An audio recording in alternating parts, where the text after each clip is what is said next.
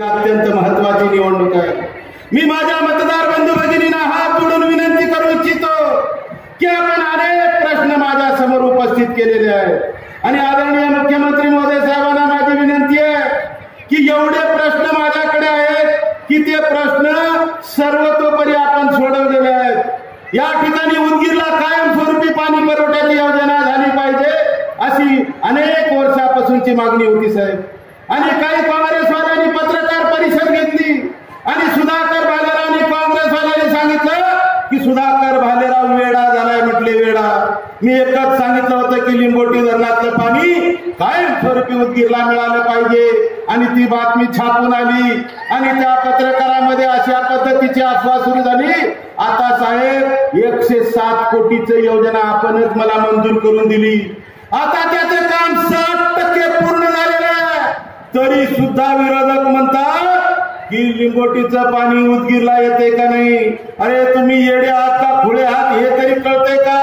एवढी वर्ष तुम्ही लूटमाप केली, आता फक्त राहिलेल्या काळामध्ये लिंबोटी धरणाचं पाणी उदगीरला कायमस्वरूपी मिळाल्याशिवाय राहणार नाही। आदरणीय मुख्यमंत्री साहेबांचा आशीर्वाद घेऊन मी या ठिकाणी सांगू इच्छितो, अजिबात त्याची काळजी करायची गरज नाही। परंतु या ठिकाणी विकास रूपी जे काम आहेत त्या कामाचा जर आकडा वाचला तर 1,500 कोटीचे काम आपल्या उदगीर मतदारसंघामध्ये सुरू आहेत आणि त्यासाठी मुख्यमंत्री महोदयांचा आशीर्वाद आमच्या पाठीशी खंबीर आहे। एक आकडेवारी वाचायला लागलो तर तुम्हाला कल्पना येणार नाही की किती वेळ मला लागेल, कारण पुढे साहेबांची सभा नगरला असल्यामुळं आज 18 तारखेच्या पहिल्या टप्प्यातल्या निवडणुकीचा शेवटचा प्रचाराचा दिवस आहे आणि इथून ताबडतोब साहेबाला जायचं असल्यामुळं ही नॅशनल हायवे असतील, सिव्हिल हॉस्पिटलचं काम असेल, या ठिकाणी अत्यंत महत्वाचा विषय म्हणजे साहेब एक आता या ठिकाणची मागणी म्हटलं तर राहिलेली आम्हाला MIDC औद्योगिक या ठिकाणी इंडस्ट्रियल एरिया होणं गरजेचं आहे। मराठवाड्यातला सर्वात मोठा तालुका हा उदगीर तालुका आहे आणि या ठिकाणी MIDC होणं अत्यंत काळाची गरज आहे। त्याचा प्रस्तावही मंत्रालयामध्ये पडलेला आहे। आता त्याच्या काही थोड्याशा ज्या काही फॉर्मॅलिटीज असतील त्या पूर्णत्वास करून आम्हाला ती मंजुरी करून द्यावी।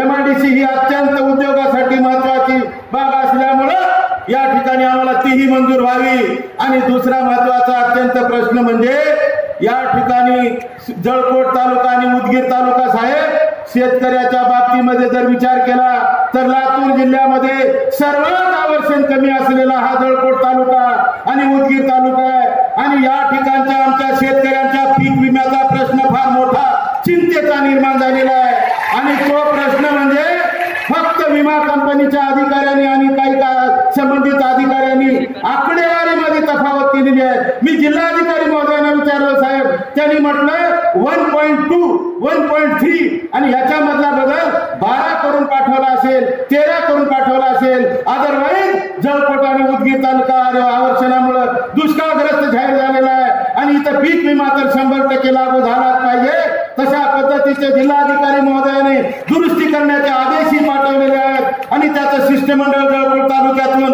धरमपाल देवशेट्टी असतील त्यांचं सर्व शिष्टमंडळ या ठिकाणी सुद्धा आलं होतं साहेब आणि त्या शेतकऱ्याचा पीक विमा हा 100% लागू झाला पाहिजे आणि तुम्ही दिल्याशिवाय राहणार नाही हा विश्वास माझ्या उदगीर मतदारसंघातील दोन्ही तालुक्यातल्या शेतकऱ्यांना आहे आणि त्यामुळे आमची चिंता आता संपलेली आहे।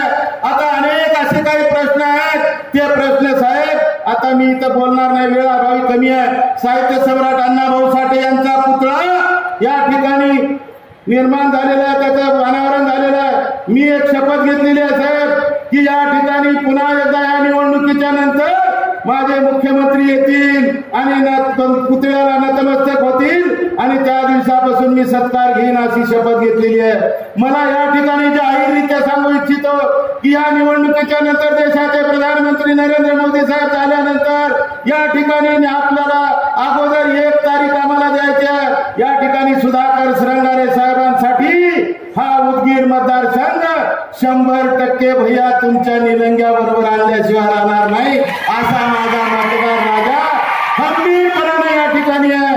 अनेक डावपेच करायला लागलेले साहेब विरोधक की या ठिकाणी अंदर की बात क्या है, अंदर की बात साहेब तुम्हालाच माहित आहे की पुढे लेकरं काय काय करायला लागल्यात हे मी सांगणार नाही आणि त्याला सांभाळायची वेळ तुमच्यावरच आलेली आहे। त्याच्या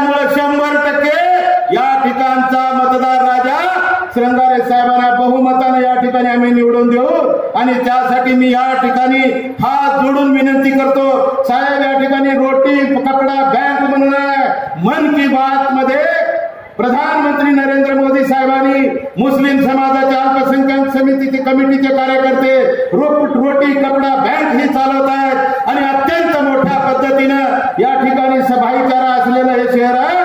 या ठिकाणी निश्चित रूपाने आम्ही सन्मानाने या ठिकाणी सुधाकर श्रंगारे साहेबांना बहुमताने निवडून देऊ आणि मी या ठिकाणी माझ्या मतदार